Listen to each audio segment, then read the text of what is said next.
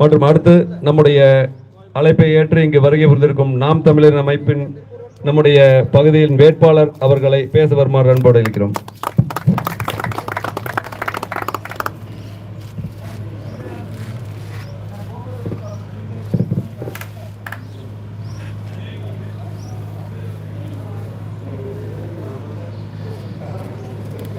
எல்லாருக்கும் வணக்கங்க.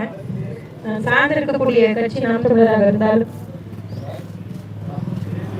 ஏற்கனவே இந்த கட்சிகள் செஞ்சிருந்தாங்கன்னா நாம் தமிழர் கட்சியினுடைய தேவையை இந்த மண்ணுக்கு ஏற்பட்டிருக்காது. அதனால எல்லாருடைய குரலா மட்டும்தான் எல்லா இடத்துலையும் நாம் தமிழர் கட்சி வந்து உங்களுடைய உணர்வின் குரலா தான் எங்களுடைய வார்த்தைகள் இருந்துட்டு இருக்குங்கிறத நான் ரொம்ப ஆழமா நம்புறேன். நீரின்றி அமையாது உள்ளதுன்னு சொல்லுவாங்க. நாம் உருவானதே நீர்ல இருந்து தான். ஒரு சில உயிரினமா உருவாகி நீர்ல இருந்து உருவாகி இன்னைக்கு அது பரிணாமம் பெற்றுதான் அறிவுபடுத்த மனிதர்கள்லாம் இன்னைக்கு வளர்ந்துருக்கோம். ஆனா அனைத்து உயிர்களுக்குமான தேவை நீர். இன்னைக்கு அதுக்கே வந்து போராட வேண்டிய சூழ்நிலை அமையுது. அப்படிங்கும் போது அது எப்படி மாறுச்சு அப்படின்ற ஒரு கேள்வி மனசுக்குள்ள எழுந்துகிட்டே இருக்கும். ஒரு உடம்புல ரத்த நாளங்கள் போலதான் ஆறுகள் நம்மளுடைய பூமிக்கு. இன்னைக்கு நம்ம ஊர்ல இருக்கிற நோயால செத்துருச்சு. உங்கள் கண் பார்க்க நீங்க அதுல விளையாடிப்பீங்க, தண்ணி குடிச்சிருப்பீங்க, அதுல குதிச்சு நீந்தி இருப்பீங்க. ஆனா அந்த ஆறு சாகும்போது ஏன் யாருமே அதை கவனிக்கல அப்படிங்கிற பெரும் வருத்தம் எனக்கு இருக்கு. அது இவங்க எல்லாரும் முன்னாடி நான் வந்து கேள்வியா வைக்க விரும்புறேன். பைப்ல தண்ணி கொண்டு வந்து விடுறது எப்பவுமே வளர்ச்சியா இருக்காது. வழித்தடங்களை உருவாக்கி நிலத்துக்கு ஒரு பாசனம் ஒரு பிடிப்பு வேணும் அப்படின்னா அது நிலவழியா தான் நீர் வரணும் அப்படிங்கிறது என்னுடைய கருத்தா இருக்காது. திட்டங்கள் சரியான திட்டங்கள் தான் செத்திக்கிறது வருது. எல்லாமே திட்டங்கள் சரியா இருக்கான செயல்பாடுகள் அப்படிங்கிறது பார்க்கும்போது 30% 40% செயல்பாடுகள் தான். அதுவும் முறையானதா இப்போ நம்ம பரவல் குளத்தையே எடுத்துக்கலாம். அப்படியா ரொம்ப டர்ட்டா இருக்கு. அதாவது சுத்தியும் அங்க இருக்கக்கூடிய அந்த வீடுகள்ல பயன்படுத்தக்கூடிய கழிவுநீர் அந்த குளத்துல கலக்குது. சுத்தி அவ்வளவு குப்பைகள் இருக்கு, பராமரிப்பு இல்லை, தூர் வரப்படலை. இதெல்லாம் பார்க்கும்போது நமக்கு ரொம்ப வருத்தமா இருக்கு. அங்க பக்கத்துல இருக்கிறவங்க அந்த குளத்துல இருக்கிற தண்ணீரை வந்து பயன்படுத்த மாட்டாங்க. ஆனா அந்த நீர் தான் பக்கத்துல இருக்கக்கூடிய வயல்களுக்கு பாசனமா போகுது. ஏன் வந்து அதாவது தண்ணியை வந்து கடலை ஆறுலாம் வந்து பெண்களின் பெயரை வச்சு அவ்வளவு மதிக்கக்கூடிய நீங்க அதை ஏன் சுத்தமா வச்சுக்கணும்னு நினைக்கல, தோணல. அதுக்கான திட்டங்களை ஏன் செய்யணுங்கிறது தான். இப்ப நம்ம எளிமையா சொல்லிட்டு போயிடலாம், ஒரு குப்பை பிரச்சனை அப்படின்னு சொல்லிட்டு போயிடலாம். ஆனா அந்த குப்பையினால அவ்வளவு நீர் மாசுபாடு ஆயிருக்கு. நம்மளுடைய திருப்பூர் வந்து 199வது ரேங்க். அதாவது உலக அளவுல பொல்யூட்டடான ஒரு சிட்டில திருப்பூர் இருக்கு. ரொம்ப புவர் அப்படின்ற அந்த கண்டிஷன்ல இருக்கு. இனி அடுத்து வெரி புவர் போகும், அதுக்கப்புறம் டேஞ்சர்ல போயிடும். இன்னும் 2 ஸ்டெப் தான். பக்கத்துல இருக்கிற பெருந்துறையில நிலத்துக்கு கீழே இருக்கக்கூடிய தண்ணி விஷமாயிடுச்சு, அதை பயன்படுத்தக்கூடாது, கோர்ட்டே ஆர்டர் போட்டுருச்சு. கேரளா தண்ணி வாங்கி குடிச்சிட்டு இருக்காங்க. பெருந்துறைக்கு நமக்கு எவ்வளவு தூரம் இருக்கு? என்ன செய்ய போறோம்? மாறி இங்க எனக்கு வயது மூத்தவர்கள் எல்லாரும் இருக்கீங்க. நீங்க பேசுறது கட்சிக்கு அப்பாற்பட்டு நான் சொல்றேன். 70 ஆண்டு கால அரசியல பேசுறீங்க. நான் அடுத்த 70 ஆண்டு காலம் வாழக்கூடிய பிள்ளைகளின் எதிர்காலத்தை பத்தி யோசிச்சும் அவங்களுக்கு இந்த இயற்கையை நம்ம விட்டுட்டு போகணும், சரியான முறையில் அதை சரி செய்யணுங்கிறதுக்காக தான் நான் பேசுறேன். நான் பேசுறது கட்சி சார்பா அரசியல் நினைச்சீங்கன்னா அதுக்கு நான் ஒண்ணுமே பண்ண முடியாது.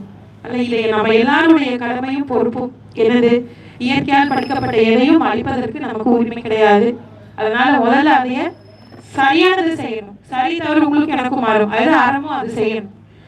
கட்சி சார்ந்து இருக்கலாம், ஆனா இந்த மாதிரி இயற்கை சார்ந்த பிரச்சனைகளுக்கு எல்லாத்தையும் தூக்கி போட்டுட்டு எல்லாரும் கை கோர்த்து ஒன்றிணைஞ்சு நம்ம ஊருக்கு நம்ம நேரம் இல்லையா, இங்கிருந்து நம்ம எங்க போக முடியும்? திருப்பூர் தாண்டி வேற எந்த ஊர்ல போய் நம்மளால இருக்க முடியும்? இதுதான் நம்ம ஊர். அப்ப இங்க இருக்கக்கூடிய வளங்களை காப்பாற்ற வேண்டிய பொறுப்பும் கடமையும் நமக்கு இருக்குதானே.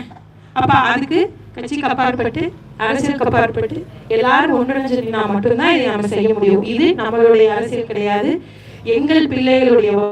அவங்க வாழணும் அப்படின்னா ஆறு வேணும், நிலத்தடி நீர் வேணும், நிலத்துக்கு மேல மண்ணுக்கு வளம் வேணும், நிலத்துக்கு கீழேயும் வளம் வேணும். இது எல்லாமே சரியா இருக்கணும். அப்ப அதை சரி செய்யறதுக்காக நான் ஒரு கட்சியினுடைய வேட்பாளர் நான் சொல்றேன். இப்ப 1400 குளங்கள் விடுபட்டிருக்கு. நாளைக்கு இந்த தொகுதியில நின்று நான் என்றால் இந்த மக்களினுடைய குரலா என் பிள்ளைகளுக்காக அந்த சட்டமன்றத்தினுடைய குரல் ஒலிக்கும். உங்களுக்கு முன்னாடி வந்து நின்று ஒரு வேட்பாளருங்க, நான் அந்த கட்சியில நிக்கிறேன், எனக்கு ஓட்டு போடுங்கன்னு யாருன்னா கேட்டாங்கன்னா அவங்க கிட்டே நீங்க இதை ரெக்வஸ்ட் பண்ணுங்க, உங்களுடைய கோரிக்கைகளை வைங்க. முதல்ல இந்த ஆர்ப்பாட்டம் போராட்டம்ங்கிறதே வந்து எனக்கு கேள்வி கூத்தாதான் இருக்கு. ஏன்னா நம்ம முதல்ல அடிமைப்பட்டு கிடந்தோம், போராடணும். ஏன்னா நம்ம அடிமை, நம்ம போராடி தான் நம்மளுடைய ஒவ்வொரு உரிமையும் கேட்டு வாங்க வேண்டிய நிலையில இருந்தோம். நம்ம போராடணும். ஆனா நமக்கு சுதந்திரம் கிடைச்சு ஜனநாயகமா மாறி இந்த 70 ஆண்டு காலம் கிட்டத்தட்ட மக்கள் இருந்து ஒருத்தர போகக்கூடியவருக்கு நம்மளுடைய அதிகாரத்தை, நம்மளுடைய வலிமையை அவங்களுக்கு வந்து அதிகாரமா கொடுத்துருக்குறோம். அவங்க நம்மள வீடு தேடி வந்து நமக்கான தேவைகள் என்ன, ஒவ்வொரு மனிதனின் தேவை என்ன, அவங்களுக்கு என்ன சிக்கல் இருக்கு அப்படிங்கறத தேடி அதை செய்யறதுதான் சரியான ஜனநாயக அரசியல். அப்போ ஒண்ணு ஜனநாயக அரசியல் இல்லைன்னு ஒத்துக்கோங்க, இல்லைன்னா நம்ம அடிமையா தான் இருக்கோங்கிறத ஒத்துக்கோங்க. நிதர்சனத்தை ஒத்துக்கிட்டா மட்டும்தான் அடுத்து என்ன, அடுத்த ப்ராக்ரஸ் எப்படி, அடுத்த நிலைக்கு எப்படி நம்ம கடந்து போக முடியுங்கிறத நம்ம மூளையே யோசிக்கும். இல்ல நாங்க பண்ணது கரெக்ட் தான், 70 வருஷமா நாங்க சாகடிக்கல, நீங்க சாகடிக்கல அப்படின்னு பேசுறதுல ஒரு பிரயோஜனமுமே கிடையாது.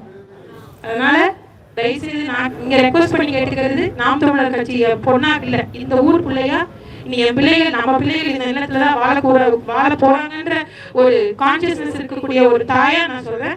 கட்சிக்கு அப்பாற்பட்டு இதை எல்லாரும் சேர்த்து செய்யறதுக்கு இப்போ அப்பா சொன்னா எடப்பாடி அவர் இருந்தப்பவும் அம்மா அவர்கள் இருந்தப்பவும் வந்து இதுக்கான திட்டங்களை வந்து செயல்படுத்துறாங்க. அடுத்து வந்து இங்க திராவிட முன்னேற்ற கழக ஆட்சியா இருந்தாலும் அவங்க மக்களின் பிரதிநிதியா இதை செஞ்சிருக்கணும்ல, ஏன் கட்சியா பார்த்தாங்க?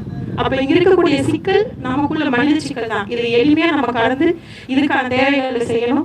உறுதியா இந்த 1400 குழந்தைகளுக்கு புதிதாக தான் ஒரு திட்டம் ஏற்படுத்தணும். ஏற்கனவே செய்யறது நம்ம ஏற்கனவே போயிட்டு இருக்கக்கூடிய ப்ராசஸ் வந்து நம்ம எந்த இடத்துலயும் கொலாப்ஸ் பண்ணி அதுன்னு பண்ண முடியாது. புதிதாக ஒரு திட்டம் உருவாக்கணும், அதுக்கான நிதியை உருவாக்கணும், அதுக்காக ப்ராப்பரா நம்ம எல்லாம் செய்யணும்.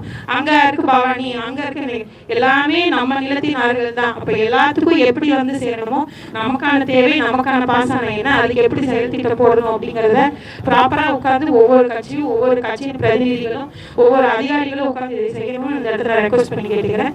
உறுதியா நாளைக்கு நான் இந்த திருப்பூர் வடக்கு தொகுதியில ஏன்னா நிறைய இடத்துல குளங்கள் எனக்கு கண்ணுக்கு தெரிய நிரப்பப்படல. அதுக்கான தேவைகள் என்னன்றத மக்கள்கிட்ட கருத்து கேட்டு நான் என்னுடைய அறிவுக்கு உட்பட்டு, அதிகாரிகளுக்கு அறிவுக்கு உட்பட்டு இதை நான் உண்மையா செய்யணும். இந்த இடத்துல நான் சொல்லிக்கிறேன், ஜெய்காட்டியும் நின்று அதுக்கான போராட்டமா அல்ல அதுக்கான அடுத்த ஸ்டெப் ப்ராக்ரஸ் அதுக்கு நாம் தமிழர் கட்சி இந்த கட்சி சார்பற்ற விவசாய சங்கம் இந்த அத்திக்கடை சில போராட்ட குழு கூட முழுமையா எங்களுடைய ஆதரவு கொடுப்போம்னு நான் சொல்லிக்கிறேன்.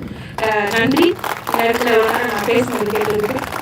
உறுதியா இதெல்லாம் மாறும். மாற்றம் என்பது சொல்லல செயல், செயல்ல செய்யறதுக்கு அடுத்தடுத்து வரக்கூடிய நம்பிக்கைத்தனமான உங்களுடைய தேர்தல் வருது. ஆனால் இந்த நேரத்துல தயவுசெய்து உங்களோட ரெக்வஸ்ட் ரொம்ப ஃபோர்ஸ் ஆவீங்க. அப்ப கண்டிப்பா அரசாங்கம் ஆளுங்கட்சியா இருக்கிறவங்க கொஞ்சம் அவங்களுடைய கவனத்தை ஈர்க்கிற மாதிரி உங்களுடைய ரெக்வஸ்ட் ரொம்ப ஸ்ட்ராங் ஆவீங்க. அதுக்கு எல்லா இடத்துலயும் நாங்க துணையா நிற்போம். நன்றி.